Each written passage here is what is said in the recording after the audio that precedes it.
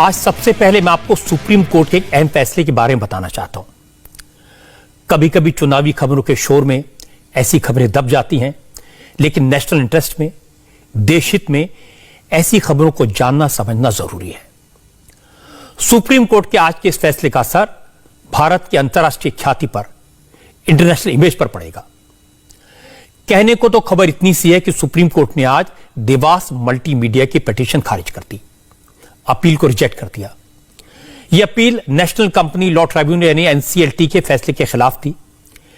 NCLT ने Dewas multimedia को wind up करने का आदेश दिया था। तो आज के इस फैसले का मतलब है कि देवास मल्टीमीडिया को लिक्विडेशन में जाना होगा, इस कंपनी को खत्म कर दिया जाएगा। लेकिन बात इतनी नहीं है। सुप्रीम कोर्ट ने माना कि देवास मल्टीमीडिया नाम की एक कंपनी फर्जी थी, फ्रॉड करने के लिए बनाई गई थी और उसका इरादा कुछ अफसरों के साथ मिलकर देश को लूटना था। अब देवास वही कंपनी है जिसने भारत के खिलाफ इंटरनेशनल लेवल पर कई मुल्कों में कई केस फाइल किए हैं। देवास को अक्टूबर 2020 में भारत सरकार के खिलाफ 835 करोड़ रुपए का आर्बिट्रेशन का अवार्ड मिला था। इसका नतीजा यह हुआ कि फ्रांस और कनाडा में कोर्ट ने यह आदेश दे दिया कि देवास मल्टीमीडिया की 835 करोड़ की ड्यूज को रिकवर करने के लिए इन देशों में भारत सरकार की प्रॉपर्टीज को जब्त किया जाए। कनाडा में तो एयर इंडिया और एयरपोर्ट अथॉरिटी की संपत्ति को जब्त करने की कार्रवाई शुरू भी हो गई थी। इसीलिए मैंने कहा यह ऐसा मुद्दा है जिस पर पूरी दुनिया में भारत की साख पर पट्टा लग रहा था। हालांकि अब सुप्रीम कोर्ट ने देवास मल्टीमीडिया को फर्जी कंपनी घोषित कर दिया है, इसे वाइंड अप करने का आदेश दे दिया है। इसके बाद अब इंटरनेशनल लेवल पर इस मामले में दोबारा फाइट करना होगा। आप सोच रहे होंगे आखिर ऐसा क्या हुआ जिसके कारण एक कंपनी दुनिया में भारत की संपत्तियों पर दावा करने का हकदार हो गई। किसकी गलती से ऐसा हुआ और इस मामले में पिछली सरकारों ने कुछ क्यों नहीं किया? मोदी सरकार ने इस मामले में क्या किया? इन सवालों के जवाब आज मैं आपको दूंगा। आप भी सुनेंगे तो दंग रह जाएंगे कि कांग्रेस की सरकार के वक्त किस तरह से काम होता था, किस तरह से जानबूझकर ऐसे कॉन्ट्रैक्ट अवार्ड किए गए जो अब इंटरनेशनल लेवल पर भारत को शर्मसार कर रहे हैं। मामला बहुत इंटरेस्टिंग है। दो लाइन में कहूं तो कोई कंपनी मेरी दुकान से सामान खरीदकर वापस मुझे ही 10 गुना रेट में बेच दे और मैं खुद ही उसे ऐसा करने की परमिशन दूं, तो आप क्या कहेंगे? यही काम यूपीए सरकार के वक्त हुआ। यूपीए सरकार ने 12,000 करोड़ का स्पेक्ट्रम एक कंपनी को 1,000 करोड़ में दे दिया। मामला खुलने के डर से डील रद्द की तो हर्जाने में वो कंपनी विदेशों में मौजूद भारत की संपत्तियों पर कब्जा करना चाहती है और इंटरनेशनल कोर्ट ने उसे इसकी परमिशन दे दी है। अब ये पूरा मामला डिटेल में समझाते हैं। यह विवाद आज का नहीं है, 15 साल पुराना है। 2004 में केंद्र में कांग्रेस की सरकार बनी। सरकार बनने के कुछ ही महीने बाद यह खेल शुरू हुआ था। इसरो में काम कर चुके एक अफसर डॉक्टर एम चंद्रशेखर ने देश को लूटने की नियत से एक कंपनी बनाई। नाम रखा देवास मल्टीमीडिया। इस कंपनी में अमेरिका, फ्रांस, जर्मनी और कनाडा जैसे देशों के इन्वेस्टर्स रखे गए थे। योजना यह थी कि सरकार से सस्ते में एस बैंड स्पेक्ट्रम लिया जाए और फिर हजारों करोड़ का मुनाफे में इसे बेच दिया जाए। 2005 में कंपनी बनी। इस कंपनी के साथ इसरो की सहयोगी कंपनी अंतरिक्ष कॉर्पोरेशन ने एक समझौता किया। इस करार के तहत देवास मल्टीमीडिया कंपनी को भारत के लिए 2 सैटेलाइट बनाने थे, भारत में डिजिटल और मल्टीमीडिया सर्विसेज देनी थी। सरकार ने समझौते को पूरा करने के लिए देवास मल्टीमीडिया कंपनी को स्पेक्ट्रम का एस बैंड देने का वादा भी किया। यहीं पर खेल हो गया। इसी खेल के लिए कंपनी बनी थी। डॉक्टर मनमोहन सिंह की सरकार थी और इस सरकार ने जब बीएसएन और एमटीएनएल जैसी सरकारी कंपनियों को स्पेक्ट्रम का एस बैंड दिया तो उनसे 12,500 करोड़ रुपए से ज्यादा की कीमत मांगी। लेकिन देवास मल्टीमीडिया को एस बैंड स्पेक्ट्रम देने के एवज में 1,000 करोड़ रुपए मांगे गए। साफ है उस वक्त की सरकार में बैठे अफसरों ने जानबूझकर देश के हितों को नुकसान पहुंचाने की कोशिश की। सरकारी खजाने को हजारों करोड़ रुपए का घाटा हुआ।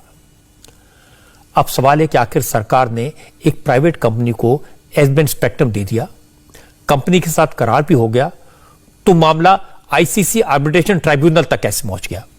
अंतर्राष्ट्रीय कोर्ट में कैसे पहुंचा? हुआ यह कि देवास मल्टीमीडिया से एग्रीमेंट तो हो गया, लेकिन देवास मल्टीमीडिया ने कोई काम नहीं किया। इस दौरान कांग्रेस की सरकार थी। 1.25 लाख करोड़ का 2G स्पेक्ट्रम घोटाला उजागर हो गया। क्योंकि इस घोटाले में मनमोहन सिंह की सरकार बुरी तरह से घिर गई थी, इसलिए सरकार ने घबराकर देवास मल्टीमीडिया के करार को भी रद्द कर दिया। लेकिन इसमें कई लूपहोल छूट गए। सरकार ने इस करार को देश की सुरक्षा के साथ नहीं जोड़ा, उसमें नेशनल सिक्योरिटी का क्लॉज नहीं डाला। देवास मल्टीमीडिया में अमेरिका, फ्रांस, जर्मनी और कनाडा जैसे देशों के इन्वेस्टर्स का पैसा लगा था। उन्होंने रिकवरी के लिए इंटरनेशनल चैंबर ऑफ कॉमर्स यानी आईसीसी में मुकदमा कर दिया। जब ICC international court of arbitration में सुनवाई शुरू हुई तो मनमोहन सिंह की सरकार ने वकील ही अपॉइंट नहीं किया। आईसीसी कोर्ट ऑफ आर्बिट्रेशन ने खुद ही एक वकील अपॉइंट किया। इस वकील को भी सरकार की तरफ से कोई जानकारी मुहैया नहीं कराई गई। आखिरकार आईसीसी कोर्ट ऑफ आर्बिट्रेशन ने देवास मल्टीमीडिया को भारत सरकार की संपत्तियों को बेचकर अपना पैसा रिकवर करने का आदेश दे दिया। आईसीसी के आदेश के बाद अमेरिका, फ्रांस, जर्मनी और कनाडा में केस शुरू हो गए और भारत की संपत्तियां खतरे में पड़ गई, इज्जत भी। इस बीच मोदी सरकार एक्शन में आई। उसने एक तरफ तो इस मामले की जांच का आदेश दिया, दूसरी तरफ अंतर्राष्ट्रीय अदालतों में मुकदमों की पैरवी शुरू की और इसके साथ साथ मोदी सरकार के निर्देश पर इसरो की सहयोगी कंपनी अंतरिक्ष कॉरपोरेशन ने एनसीएलटी में देवास मल्टीमीडिया के खिलाफ अपील की। कहा कि कंपनी को बंद कर दिया जाए क्योंकि यह कंपनी फ्रॉड करने की बदनीति से बनाई गई थी। एनसीएलटी ने कंपनी को खत्म करने का फैसला सुनाया। देवास मल्टीमीडिया ने इसे पैसे एनसीएलटी में चैलेंज किया और जब वहां से भी हार गए तो फिर इसके खिलाफ सुप्रीम कोर्ट में अपील की। लेकिन मोदी सरकार ने सुप्रीम कोर्ट में मजबूती से पक्ष रखा और आज सुप्रीम कोर्ट ने भी एनसीएलटी के फैसले को बरकरार रखा। इसका मतलब यह हुआ कि अब इंटरनेशनल कोर्ट में भारत का पक्ष मजबूत होगा। जब कोई कंपनी बदनीति से बनाई गई हो, फ्रॉड करने के लिए बनाई गई हो, लिक्विडेशन में चली जाए तो फिर उसके दावा करने का क्या मतलब? सुप्रीम कोर्ट का आज जो जजमेंट आया है, जिस तरह से सुप्रीम कोर्ट ने डिसमिस किया है पूरे केस को, जो देवास मल्टीमीडिया की अपील थी अगेंस्ट एनसीएलटी के खिलाफ, उसको पूरे तौर से खारिज कर दिया है सुप्रीम कोर्ट ने। जिस तरह से सुप्रीम कोर्ट ने खारिज किया उससे सिर्फ एक ही बात की पुष्टि होती है कि यूपीए की सरकार स्कैम और स्कैमस्टर्स की सरकार थी। जिस तरह से मनमोहन सिंह सोनिया गांधी जी के इशारे पे बार बार कोई ना कोई ऐसा काम करते थे जो कि जिसका मकसद रहता था कि देश को पीछे छोड़ना है, देश को पीछे ढकेलना है और परिवार को आगे आगे करना है। इसलिए बहुत सारे जगह पर कॉम्प्रोमाइज किया गया पैसा बनाने के लिए, देश को पीछे करने के लिए। यहां तक कि मल्टीमीडिया केस में आप देखिए, देवास मल्टीमीडिया केस में नेशनल सिक्योरिटी से भी कॉम्प्रोमाइज किया गया चंद पैसों के लिए। और यह सारा कुछ जो हुआ वो सोनिया गांधी जी और कांग्रेस के इशारे पे मनमोहन सिंह ने किया।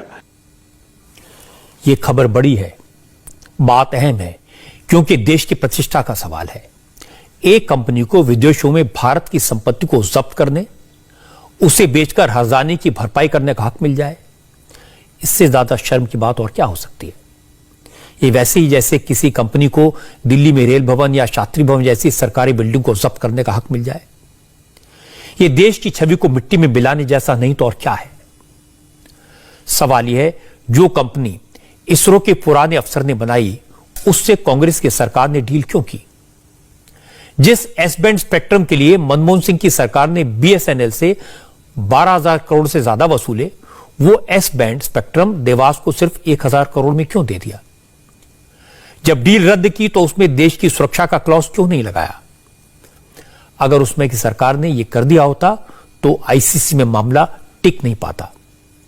फिर सवाल यह भी कि उस समय हमारी सरकार ने आईसीसी में आर्बिट्रेटर नियुक्त क्यों नहीं किया?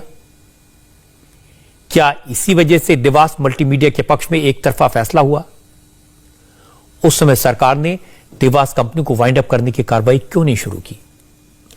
यह सारी बातें इत्तेफाक नहीं थी, यह संयोग नहीं था, यह करप्शन का प्रयोग था जो सफल नहीं हो पाया।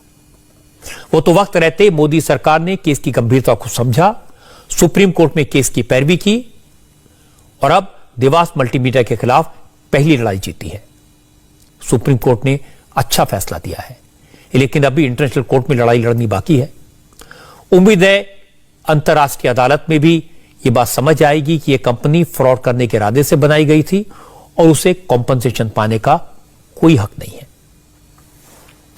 अब राजनीति की बात करते हैं, सियासत की। उत्तर प्रदेश, उत्तराखंड